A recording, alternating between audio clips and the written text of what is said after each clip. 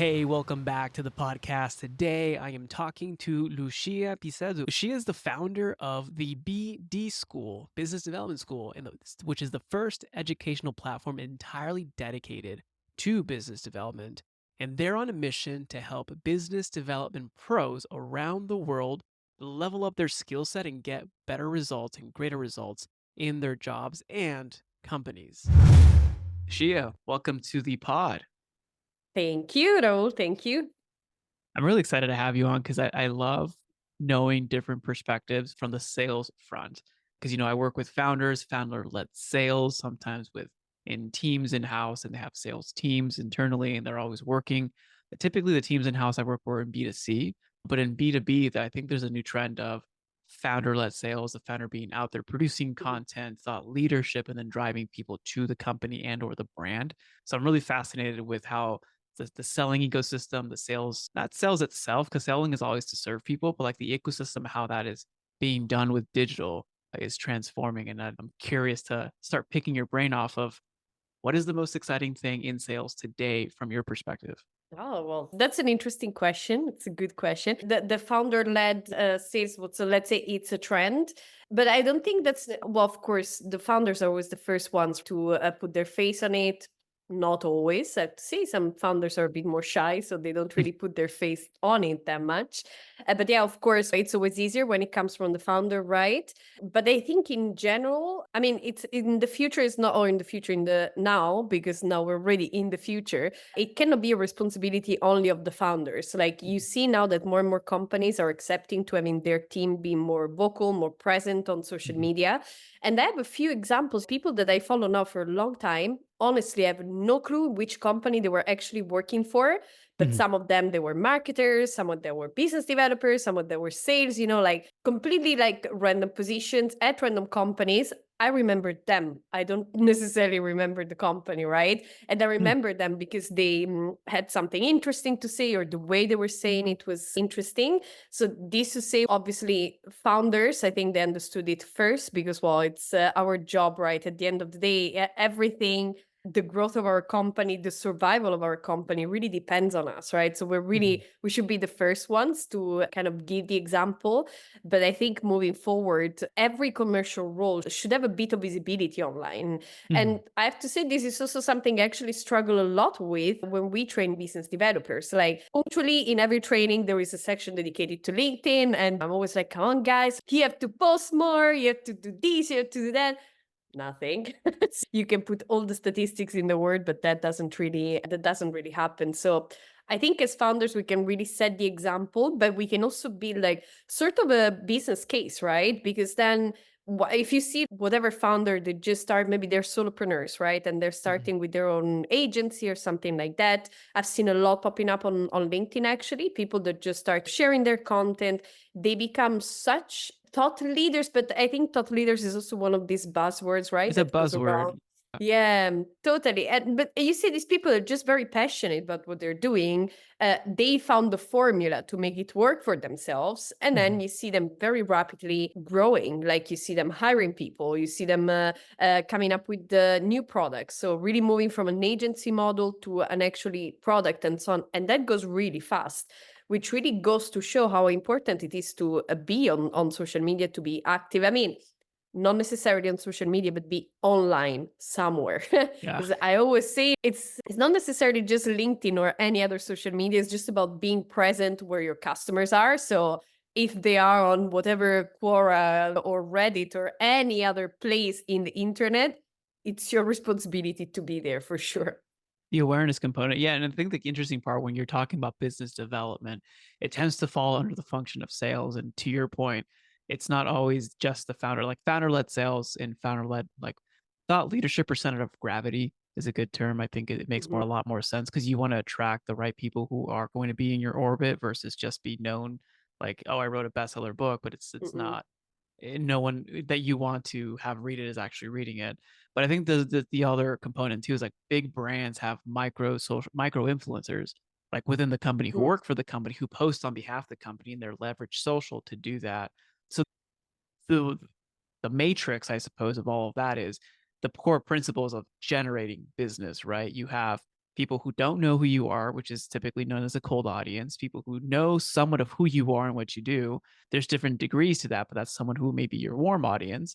And then you're leveraging the content marketing or like your ideas, though how you view a certain problem differently, how you solve a problem differently, communicate that or build awareness. And then maybe on the front end, you might be doing cold outreach, warm outreach, and or advertisements to drive more Mhm. people to your ideas, your solutions with the ideal of filling out a form, applying for a call, jumping onto a product demo, or just buying off the spot. So it isn't just one thing. I think it's the ecosystem of all of those things. And in your perspective too, because I mean, I'm on LinkedIn, you're on LinkedIn. We actually found each other through LinkedIn. There's a lot of people doing it wrong. Like I'm pretty sure you're getting a lot of multiple connections a Oh. day, and like 50 to 70% are spam. I don't know if I've actually talked to humans nowadays. I think it's just like their drip sequences. So Mhm. let's talk about the good and the bad. Because if those four components work, it's like saying if I want to run a marathon, I'm going to need to run, drink water, and eat food. Those four ingredients always work. Same thing for getting like new business to the business, reaching out to people, Mhm. talking to people, making offers, doing content, thinking about thinking, and posting about my thinking drives like leads and sales. Why do we get it wrong? What are the core issues that you see are happening right now? And how do Mhm. we differentiate? Because if buying Apollo, buying Lemless, buying all these different tools, it's like $100 a month, super cheap, and then Sales Navigator, another $100 a month. Mm. Everyone can do it. How do you stand out? How are you teaching people to stand Yeah. out? No, totally, totally. That's really a plague. And look, I really don't understand LinkedIn sometimes because I feel like they want to improve their platform. Then every time they try to improve something, it's just basically a copycat of a feature from whatever other platform. Now, for example, they put it in the inbox, right? There is a new feature like others. So in theory, these spammy messages are supposed to be on others, but all my messages are always in the main inbox. So that doesn't really work. But LinkedIn rant finished. So I think there are a few problems actually with LinkedIn. So automation, I think, is really just the point of the iceberg. How do you say the point of the peak Oh, of the the tip. iceberg? The Yeah. tip of the iceberg? Yes. So the automation is really just the last step. And it's just because Mhm. people at the end of the day, they want to have easy results. Like I see that all the time in our training, especially when I have junior people coming to the training, the first thing they want to do is always, okay, but how do I find leads? Or how do I automate my LinkedIn messages and so on? And then I put them back to reality. I'm like, no, you're not going to automate anything. We're going to do it in the last session because you need to understand the process. You need to understand your customers. You need to understand what motivates them, how they like to be told. And it's not a Mm. process that comes it's not fast and it's not easy either because people nowadays they're very diffident on LinkedIn, right? So okay, look, I received this message. Maybe it sounds human, right? Because some people are really good, so it does sound human, but you observe them, right? You don't really engage with them because you want to see if it's true or not. Most of the times it's not because the sequence gets broken or something happens and then you Mhm. don't receive a message anymore, right? So I think really automation is really just the last step. I think before that, the main problem is that people see that social media works. People see that they should be making posts. People see that they should engage maybe with other accounts and so on and build a network and so on. But they always try to take shortcuts. Now, Mm. the shortcuts, for example, in creating content is ChatGPT. I mean, I use ChatGPT all the time. I use it to make training outlines, webinar outlines. Like I use it for everything. I even use it to make my weekly menus every week. Like I'm to this level of loving ChatGPT that I use it for my personal life as well. So super freaky. But the thing is, you can't just put whatever random thought you have in ChatGPT and then having some good output out of it. That doesn't work like that. So you Yeah. see a lot of content now on LinkedIn. First of all, it all looks the same. Yeah. Um, Unlock your potential, unlock your whatever. It oh uses yeah, unlock all of you can when you see unlock, wow, they used AI to write that yeah, headline. unlock, and then all the capital letters, like all the words start with the capital letters. Oh Now yeah. I know because again I use ChatGPT, so I know that I have to change it all the time and rephrase a little bit. But most people, if they want to get fast results, they're not going to really edit what ChatGPT gives them. So Mm. then also there you have a problem that the content is all the same. At the end of the day, you can post even every day, multiple times a day, but if you're not being genuine and if you're not putting something that actually interests you, and if you don't really show your tone of voice, your values, and why you care so much about this topic, Mhm. then it's still gonna go fall on deaf ears, right? Because it's just gonna sound exactly like all the other people. And I mean, I know that because I've been through this process as well, right? So when I started with the BD school and I was being more active on LinkedIn and so on, one thing I told myself is I don't want to pretend, I don't want to fake, because I think on the long term, you get really tired of it. Like I Yeah, think no, it's very it kills dry. you. As Yeah. Yeah, totally. So I really made it a point. So I started to write every day for a couple of weeks. And then I went to some friends of mine that know me in real life, so that they know more than just the BD school. And I went to ask them, I was like, hey, did you see my post on LinkedIn yesterday? And so I was like, oh, yeah, sure. I read it. Oh, it was fun, blah, blah, blah. I was like, okay, what did you think? Could you really see that I wrote it? Mm, Could you see that it was my voice? It's like, oh yeah, yeah, totally. Especially you wrote this thing. Yeah, that's really you. And I really made you really need to put a conscious effort into being genuine online, mm. because I mean, whatever you post, I have to say I'm quite lucky, and I think on LinkedIn it happens less, but I'm quite lucky I never had really haters or something like that. So I'm happy about it, right? You expose yourself. So everything you say, the way you say it, and so on, either you own it completely, or if you're a little bit insecure and so on, I mean, you put yourself in a, let's say, in dangerous It's situation, not right? Because dangerous. I then, mean, I've been slammed just in the beginning, like 7 or 8 years ago. Like, people would make fun of you just for starting. That's number 1. Second, I mm, would post an image and it had a grammatical issue, then I got made fun of. Okay. And then I know third, like even writing my own stuff, I have a certain weird way of, because English is my second language, like a mhm, weird way of writing things. And I remember like someone told, "Oh, you got to change that." Okay, then I changed it. But then now as I'm writing more, I'm like, I'm not going to change it because that makes me who I am. And that's a weird thing, and that makes it a little unique. So I'm just gonna write in my own voice how I think. And if you don't yeah, like it, unsubscribe. If you like it, great. But I think you're saying is also there is that zone that you will not get have haters. I mean, it's not they don't just hate you, but you will get like grammatical people and like people who are like just don't yeah, have anything better to do to attack you because they see that you're trying to improve your life. And anyways, some yeah. people just don't like change when other people's try it because it's a subtle thing Totally. they are. Yeah, that's true. So there is like people are don't really want to, expose themselves too much, because then indeed they have the risk of being like judged at the end. I think Yeah. at the beginning we're all scared of that. So I think one problem we have is we said it, automation. Like you shouldn't automate everything, especially at the beginning. You're just gonna burn like a lot of opportunities. That doesn't work. The other thing is really you should be genuine. Like you shouldn't write because you think that by writing you're gonna get leads, right?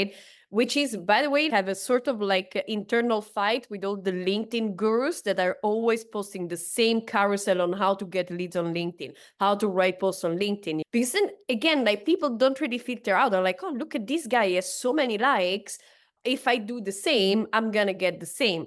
Now, first of all, likes, comments, engagement in general on these posts, they're really not a metric of success, because I've seen a lot of people with hundreds of likes, and then few months after they started working somewhere, because obviously that wasn't really working, right? Mm. So there is this thing like not having your own voice, just repeating what everybody else is doing because you think it's going to work out. Again, like you're targeting a very specific audience, so Mm. not all the audiences are the same. You need to understand what it is that makes them tick, so what is interesting for them. And again, you don't get there by accident. There is a lot of research that you need to do, a lot of talking to your audience, a lot of just chat sometimes. Like I remember at the beginning, I would just have like coffees with business developers, Mhm. just because I wanted to know them. I wanted to know what they were doing. And I mean, I have a background in business development too. I've been doing this now for 17 years. So I am a business developer. But even with that, I was like, okay, I cannot, I need to talk to other business developers because maybe my experience is different than theirs. And I don't know, maybe I'm the loser. I'm not able to do it. I don't know. All right. So I want to talk to them. So yeah, it's to stand out, you need to, just to summarize, so you need to be genuine, Mm. you need to put the hard work. Like you cannot take shortcuts at the Mhm. beginning, so you really need to experiment a lot with the type of content, what you write, what you say, and so on. And then when you connect with people, especially at the beginning, it should be manual. It should be Yes. manual, even because nowadays, like, I mean, we have so many limits on LinkedIn, so we can contact, I think as of now, maybe 100 people a week. Now, Cold, yeah, 100 cold cold connections and outreach, right? So yeah. if you're just doing cold outreach, it's just 100 people. So those 100 people, you really want to make it count. You can research these people, right? You can personalize your message. And again, I use automation. I have all my tricks, right, to save myself time. But for example, one thing I never compromise on is the first message and the first email I send to people, Hmm. because I really consider it as a way that's the way they're going to perceive me for the rest of the emails in the sequence, right? So Mhm. I want to make sure that they have a good impression on me at the beginning. So I want to show them that I want to see their profile, that, I found something that I was genuinely interested in. It can be any random thing that is not work related, right? So it doesn't need to Hmm. be work related, but something that genuinely interests me, right? And I also never contact someone at the beginning with the assumption of knowing exactly like how I can help them. Hmm. I can have, of course, an idea, right? And say, okay, this guy, or he does this job. I saw these posts. I think I could help, right? Yeah. But I never had this assumption when I reach out to the person first. So actually, for example, my call to action in the first email, it's always super light.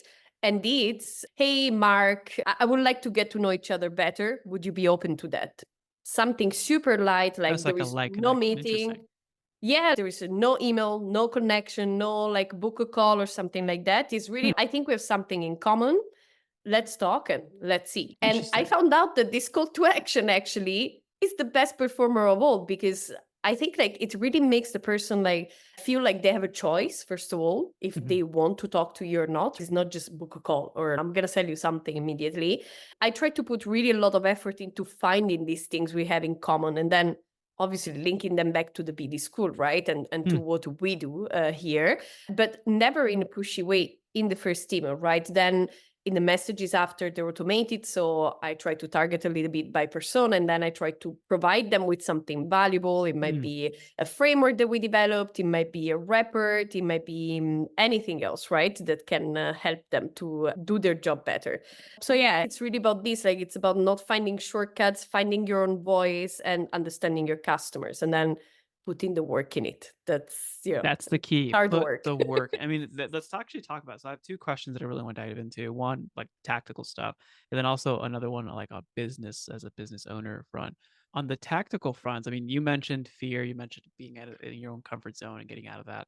I mean, cold email is definitely like a way to be super uncomfortable because, like, oh crap, like I'm sending all these things. That's spam. Is it not spam? I remember growing up in my younger days that we did the spam thing. I get it. I get it. You learn, but and I think everyone has to go through that.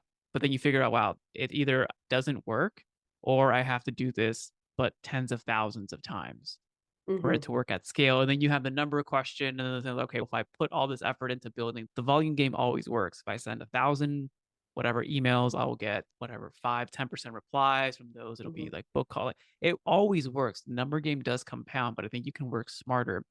Talk to me a little bit more about the cold approach when it comes to email, because I think that's one of the things that Hmm. it hasn't made a it's not like it's made a comeback because it's never gone away. But I find like there are out of all the cold emails I get, probably get I don't know how many a week.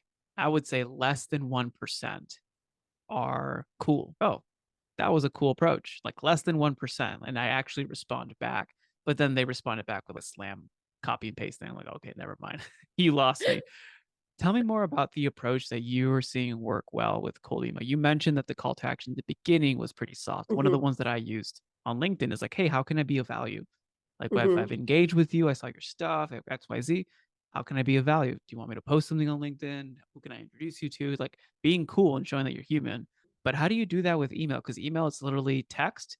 And Yeah. I wouldn't even say it's 3 seconds. I think it's about less than 1 or 2 seconds to get someone's attention. Yeah, yeah. One thing I want to say before I answer to this question is that yes, the numbers game works if you know your customers. Mm. Again, right? So it really comes down to that. And I'll give you an example. So last year, because we're quite a small team, right? So we are 16 trainers in total. That's the biggest team we have. But then when it comes to marketing, sales, and so on, so we had different settings of the team. We had an in-house team, and then we had freelancers and so on. And one of the experiments I made was actually to outsource the cold outreach. I'm like, okay, you know what? Let's give it a try. I know the guy personally. He's also in the Netherlands. I trusted him and so on. And Mhm. he's a really cool guy. He's a really nice guy.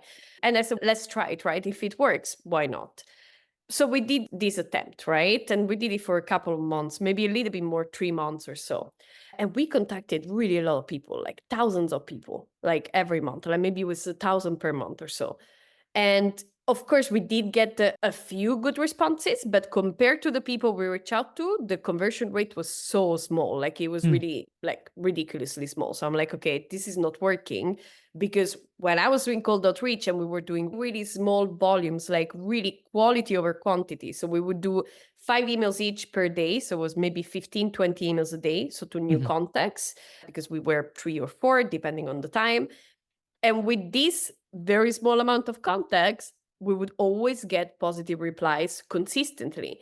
Mm. Now, there were two things that were different when we used the agency, the outreach agency. Now, one was that it was not personalized. Like you can Mm. say whatever you can pretend is personalized because you put the name of the person, the name of the company, and all the other custom The fields in your parameters, email. yeah, yeah. Exactly. But I mean, now we all figured that out. So that doesn't work anymore. So it's not personalized, it's fakely personalized. The other problem is that the agency just didn't understand our customers, but also not our product and what we were doing. Like Mm. very often, when I would receive back the answers from people, they'll be like, oh, but no, we don't work with lead generation agencies. I'm like, we're not. Huh. But then it's you cannot get back and say, no, sorry, but we're not, because you wrote that email. So if the email was not clear enough, it's not the person's fault, it's your fault. Like numbers game works as long as your audience really well, because Mm. again, when we were doing it in house, and that's what we do now, obviously we have a sequence. We have about 10 steps in the Mhm. sequence, which obviously is multi channel. So we use mostly LinkedIn and email. We don't Mm. do much cold calling, mostly because I'm allergic to calls. So that's why. I Yeah, mean, yeah, I if my know. cold It's call, my so phone's bad. always going to ringless. I know, so bad. I should change that. I should try, but I don't like phones.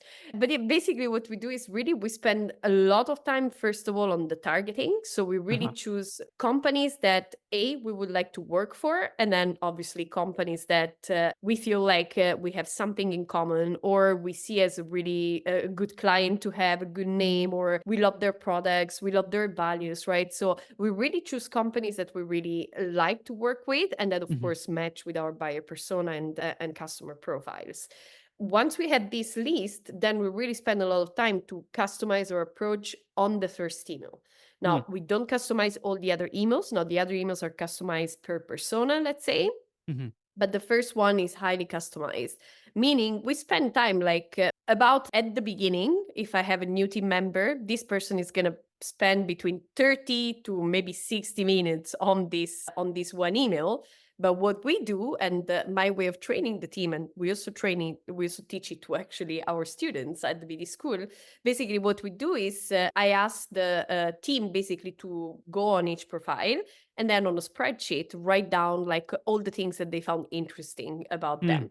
And then I asked them to build an email based on these things that they found interesting. Now, why that works? Because I'm not telling them what I find interesting. I'm not telling them, look, if they mention they won a prize at this blah blah blah, then you should put this one. I'm like, no, go on their profile. The moment you find something interesting, that's what you use. Now, Mm. this works because then there is a genuine enthusiasm in the person, right? So, first of all, the person that is writing the email doesn't see it, the other person just as a prospect, but they Yeah. see that. I was like, oh, wait a minute. He also likes tennis. I'm super passionate about tennis. Wow, like we have this thing in common. Who would have thought that the head of sales at Microsoft like loves tennis? Wow, we have something in common. So there's this thing that Sounds silly, but it's so true. It is so true. You it can is. I'm always sussing the emails and saying, "Is this a scam or not a spam, or is this they actually took effort to do some Mhm, research?" And when you see that, you're like, "Okay, this might actually be legit." You still have your filter up, but then the mhm. second part of that is what is your ask in the first email? Is it, "Hey, maybe we just connect, maybe not." So Yeah. you just have a soft ask or Yeah, yes, yeah, yeah. In the first email, it's always, okay, I'd like to get to know each other.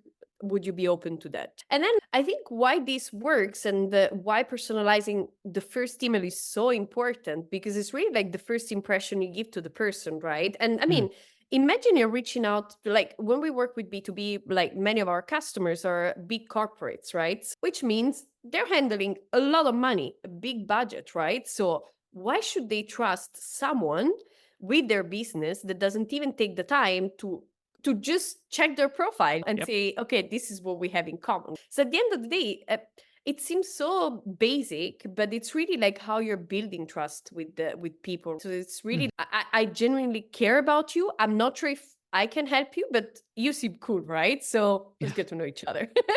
Then obviously the next emails there, like for me, the motto is always provide value at every interaction. So for Yeah. every email, every message, and so on, we develop some things with our customers. Like we develop a talent development framework for business development. And now I'm sending that over. So if I'm reaching out to a director of sales, director of BD, and so on, I always send it out. I'm like, look, maybe this is helpful if you have to restructure your team or you just want to have a better performance management of your team and so on. This we did it together with our customers, so I know it works. Like they use it too. Maybe it's helpful, right? I mean, obviously it doesn't work all the time because not everybody's interested in the same things, but the Yeah. concept should be like try to find that thing that can generate value for most of the people that make up your buyer persona, and then use those ones. But there shouldn't be an email. Like I receive a lot of emails, for example, like at the second or third follow up, the person is like, oh, I just wanted to send you a quick reminder on my last email. Did you But see my dude, if last I, email? yeah, Did you exactly. scroll up and look at it? I'm like, no. Why would I? Uh, I'm like, dude, if I didn't respond to the first email, like, why should I respond to the next one? And it just became so easy. And people think like numbers game to a certain extent. Again, if you don't Mhm. know your audience, if you don't know what they want, if you don't know what their problems are and how to talk to them, you're losing them. A funny thing, I still receive some cold emails from other businesses around me, Mhm. and sometimes I receive exactly the same email that we were sending when we were in the agency, exactly the same. Oh Like wow. same subject line, same text. They're like, oh, my colleague X told me about your website. This is what we do. Like, I wanted to respond like, hey, are you working with Oh, that's hilarious. I had this email, right? So yeah, No, it's fascinating, and I think the key thing, and I'm pretty sure, like, one, if you're in the audience right now, you're like, "Oh, should I stop my automated sequences?" I think you should consider how you can improve the perception of the other side, and taking that time. You spend 30 to 60 minutes on the first email, which for some people, I need to send out like 300 contacts a day. Like, how do we do that? I think the Mhm. key is like looking at if you're able to increase the open and engagement rate on the first get-go, you don't have to have the 10-step sequences. Plus, what does that actually equal in terms of call volume and opportunities Mhm. that could open or referrals? Because I think that's the one thing that I also some of the communities that I help or and also my own community is that you shouldn't just have one goal when you reach out. You have to have specific goals. This person's either going to be a client, is going to be a referral partner, or is going to Mhm. be a strategic alliance for me. And that I can add Yeah. value to them too. Because I think you also have to look at the other side. Like I just want a sale versus how am I actually helping this other person's life and Mhm. improving their state and their being and their business, which I Yeah, think is totally. missed. I would still say it's probably like 1% or less than 1% of the emails. Super curious. I'll definitely check out the cold email course. I'm more curious now around how you position and created the BD school. I mean, the BD school, when you go on the website, feels like it's a product. It doesn't feel like it's a service or it feels like it's a SaaS product. Tell me more about building the BD school, the inspirations from it, some of the current things that you're working at, the struggles, and what's the aspiration? Because the way that it's Mhm. positioned, it's almost like I'm injecting. I know it's education, but it's like injecting a stimulus into the business. Tell me more about the school. Yeah, sure. So yeah, but I started the company in 2019 after researching for about a year actually before that. So I had this thing, I want to have my company at some point, but as an entrepreneur, you never know when that is going to come. And then Good suddenly it day. happens. Now, for me, it happened because so as I mentioned before, I was working in BD for a very long time, 9 years, 9, 10 years at that point. I was working for a SaaS company, and now the approach to BD of SaaS companies is pretty much cold outreach until you Mhm. die. So that's basically what I was doing. And it was not working. That was my main problem. Like, it was not working. So I started looking around and honestly, I just wanted to find someone or something that would give me direction or help me. Like, I didn't really know how. I just Mhm. wanted to do better my job. So I started to look around. And of course, I found a lot of things more for sales, like Sales Hacker was very big back then. I just saw that they changed their name recently. I don't remember their name now. But there were also a lot of things for marketers and so on. But there wasn't really something for business development specifically, because Mm. I didn't say that, but BD and sales for me, they're not necessarily the same thing. Mhm. And, I started looking for it and there wasn't anything. So my first instinct was actually to create a community and say, maybe we can help each other. But then I started seeing really a big gap in the market. There wasn't really anything like, because the more I would talk to business developers, the more I would understand the differences between business development, sales, marketing, product, and the scope. Like, I had people, for example, when I would invite them to my community, they'll be like, no, I cannot join because it's all about sales and I don't do sales. I'm like, wait a minute, what do you mean? Mm. So then we started talking and so on, and really understanding more and to what level of depth you could go in business. Mhm. And then I said, okay, that's it. I think that's what I'm going to do. So if there isn't a platform for other business developers, I'm going to create that. And for me, since the beginning, was always all about sharing my knowledge and the knowledge of other people. So without really overselling anything, I was like, look, I'm not gonna sell you something I don't know or I didn't try myself. I Mhm. wouldn't feel like comfortable doing that. I'm gonna share what I know. And I always told myself, if I can help at least one person, I would be happy about that. But then, well, things luckily we had more than one, so Yeah, when that's you help good. one person, you get addicted. How can I help more? It Exactly, gets addicting. exactly. And from the beginning, so at the beginning we had the community and the blog, but the ambition was always to focus on knowledge and education. And this really because I really believe that when people have the right knowledge in their hands, then they can do pretty much anything they want, Mm. right? So they're empowered, they can take good decisions for themselves, for the business they work for, their own businesses, right? So I was like, okay, I want to focus on education only. So how can we do this? And then we built our first course, which is the current, well, it evolved into the certification program that we have now. And that one, we really co-created it with our students. Like, literally our first student, which was a startup founder, literally like week by week, I was creating the content of the course, asking Mhm. her for feedback, like immediately after the class and so on. She helped me a lot really with the processes as well. So really like building like a training from scratch. Like, I knew what topics we should talk about based on our research and so on. And then after that, it was really all about making sure that we had the right knowledge, the right tools that people can really use in their real life. So really focusing on that. And then obviously now it's been 5 years of running the BD school. We trained a lot more. So we trained about 500 people, a bit more than 500 people actually now. Work with a lot of very cool companies that are there for hundreds of years. I think one of our clients, it was founded in 1890 or something like that. It's really cool. And you can see like all these different businesses and so on. So that's been fun, I would say. But I think I can say that it's fun now because I passed, I think, the worst years. So Yeah. I think for me, up to the third year of the BD school, I was really stressed like all the time because I was Mm. like, there are all these statistics about startups, right? Yeah. Failing within 3 years. And that it's such a toxic narrative because Mm. first of all, not all the startups fail like within 3 years. Sometimes I think the reason why they fail is also because we keep telling them they're gonna You're fail gonna within fail in 3 three years and they years. expect it. Yeah. Oh yeah, it's because for example, like when on our third year, like I made a mistake. My mistake was to set our yearly revenue goal way too high than what we were able to Yeah. produce, like with our content, with our courses, with the capacity of the team. I was still figuring out a lot of things. My team too, yeah. So we were like kids, basically. We still are, but Yes. we're really kids. I was like, wow. And I arrived in September, October, and we were far behind our target, but really by far. So I started feeling really bad. I was like, oh, that's it. It's the third year. We're going to fail. Oh my That's gosh, it. yeah. So stressed.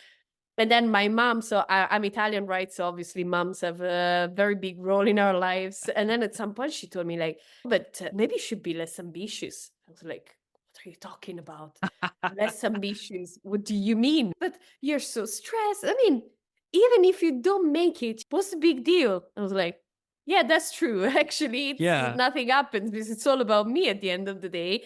And when I made that switch and say, okay, there isn't really an arriving point when you're building a company. It's all about, are The you journey. learning in the process? Are you improving? Mm. So are you growing a little bit every year, every month? Or are you going towards your goals?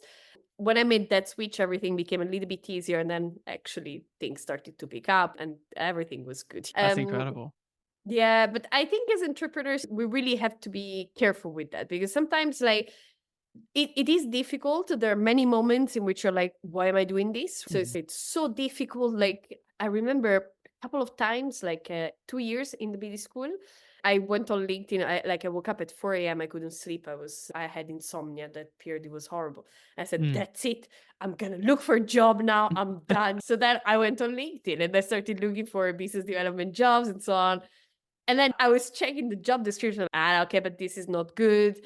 No, this they say this, but I know that they don't mean this. I'm like, okay, I'm gonna go back to sleep. It's good. And then that's good. And then as to let's say the strategy behind it. So I mean strategy, there isn't really a big strategy in the sense that for me, the main strategy has always been try to provide value to the audience you're serving. And there have Yeah. been also moments in which, maybe we didn't do it that much, right? Or maybe Mm. we removed some things that actually they were providing a lot of value, but we didn't see that value. And then we had to reintegrate it. Speaking of the community, for example, at some point we really became more focused on the content, on the courses, and so on. We Mm. neglected a bit the community and we paid for it. But that's also part of the entrepreneurial journey, right? So it's really about learning and so on. And then you mentioned the thing of the almost looking like a SaaS or products and so on. That was a bit the idea, but mostly because it's really to make it easier, I think, for, like to really help people take decisions faster in the Mm. sense that if you go on our website, for example, now because we actually just remade it, so we remade it a bit with that idea in mind. Now, if you look at any e-commerce website, for example, the Mhm. information is super clear, is very schematic. You immediately understand what it is, right? What that product is, what it can do for you, right? So it's very easy to read, easy to digest, and you immediately get the value of what you're reading. So that was a little bit the idea as we remade the website. So we wanted to make it easier for people to understand what they were getting into so that we could ease the decision-making process as well, so that we can speed up the decision-making process. And I'm quite happy we took this step because we already see the impact of that compared to before, where maybe it was like more lengthy and it was more like this is like It just has to be problem upfront, right? Like solution. upfront into you. Here's what it is. If you want it, great. If you don't, Indeed. goodbye. Indeed, people like I feel like people don't like I mean, because at the end of the day, now people can find information about you everywhere. So Mhm. I started training someone that told me like I've been observing you for over a year to see if I could trust you, and now I do. So here I am as your student, right? So I was like, okay, how can we make this process easier for people? Yeah. I mean, I know we have all the best intentions in helping people. We're also aware that some of our courses are more on the pricey side. That's also not something we want to compromise on because that also It's helps us I to mean, provide the yeah. quality. Yeah, I Mhm. mean, it takes a lot of time and a lot of dedication and effort and a lot of people. I And they're mean, all live the courses from trainers. what I understand, right? Like they're not just Indeed, like pre-recorded. there is a bit of everything out there. I know. Say, I think that's the key thing though to but keep in mind too is that there's a lot, especially like even in my market, there's a lot of people who pose and a lot of people who talk the talk but don't walk the walk. And how do you mhm, communicate that without saying it? Because if you just say it, you sound desperate. And I've seen other people do that. That doesn't feel yeah. good or taste good. But that's fascinating. And I think the entrepreneurial journey, I was talking to a friend of mine. She runs like a defense AI company here in town and she's Mm. incredible. But it was like the journey of the entrepreneur. There was like a meme I saw online, 30 days. Out of those 30 days, every single day is, oh crap, oh crap, oh crap, oh crap. And then one day, yes, oh crap, oh crap, oh crap, oh crap. And it's Yeah, like, it's totally. hilarious. Even if you're winning, it's still, Oh, it's because there is still, always a next milestone. Like the, yeah, the first big contract we closed, then I was even more stressed because I'm like, how am I going to replicate this? It's always like it feels like almost you're playing catch up all the time. But yeah. then again, you really need to like make a switch and say, okay, am I learning in the process? If so, then that's good, right? Regardless of I really like that the mindset. outcome. Yeah. It's more about sort of falling in love with the process, which is also very cliche, but it's so true. And There's wisdom in yeah, cliches. indeed. How did you, and this is the last question, but how did you, because we're running on a timer here, how do you maintain, because you're a practitioner of business development, but then now Mhm. you're an educator on it. How do you maintain sharpness as you move up the scheme of things of not just being a practitioner? You have teams doing things for you. How do you maintain being sharp and on the edge of what's working today? Yeah, I mean, for us, it is very important that we do this job precisely for this reason, right? So we want to make sure, again, the entire premise of the BD school is that we teach you things that we tried ourselves, right? Either we try them right now, we try them in the past, or all the people, all the trainers that come in, they try them maybe now or in the past, right? But it's for us, it's very important that we are practitioners too, because that's really the only way we can actually provide. I find it almost when I'm in a class with someone, if I'm training someone on BD, on like one of our trainees, for example, at the moment, she's, oh, I work with HubSpot. I don't know how to do this, how to do that, and so on. I'm like, oh, you can try this workaround and you can try this and that, because these are stuff that I did as well for my own company. So for us, it's really non-negotiable. Like we have to be practitioners ourselves. Then obviously for me, especially what happened over these 5 years, that I really had to learn like how to really manage my time properly. Mm. I was really good at it before, and then suddenly I wasn't anymore when I started my company. So Yep. really becoming really good at time management and at prioritizing things. I don't know, on any given week, for example, like I'm not always doing business development myself because maybe, I don't know, I'm working more of a big quote or a big proposal that we're You're running a making. company. Yeah. Yeah, exactly. And then I think as you grow as an entrepreneur, there are also things that you enjoy more doing. Now, for example, I'm in a stage in which I really enjoy the part of growing the company. But again, it's going to be a lot of business development from my side. So maybe I'm going to execute a little bit less, but I still like to be involved in that. And Mhm. all our trainers, by the way, the same. They're all business developers or entrepreneurs Mm. that have their own companies or they work as business developers day to day. I mean, BD goes so fast and everything is changing so fast in terms of technology, customer behaviors, preferences, and so on. That's the So key thing, the preference, keeping up with market trends and preferences. oh, yeah, totally. So if you're not doing it, you really don't realize that, which is also the problem of using automation. So if you use too much automation, you don't pick up on these changes on the customer side. So you really need to be always on top of things. That's also something we teach our business developers in when they come to the training. In the first class, like we talk about things called club framework, which basically describes the four traits of personality traits or like skills of successful business developers.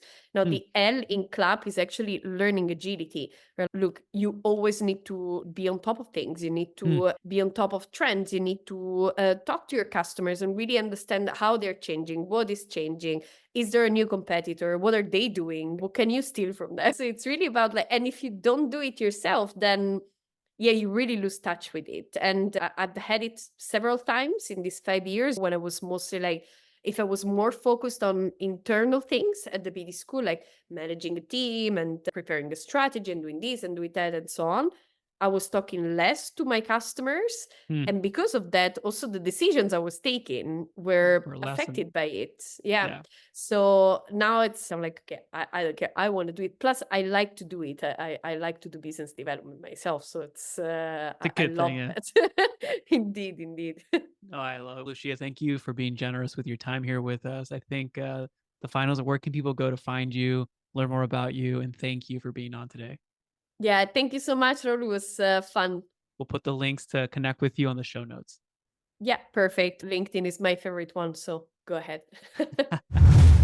If you found value in today's podcast, please consider sharing this with someone that you believe could also benefit from this episode. You never know, you may be the catalyst that opens them up to a new way of operating their business and experiencing life. As always, it's an honor to be a small part of your journey. This is Raul Hernandez. Do good work.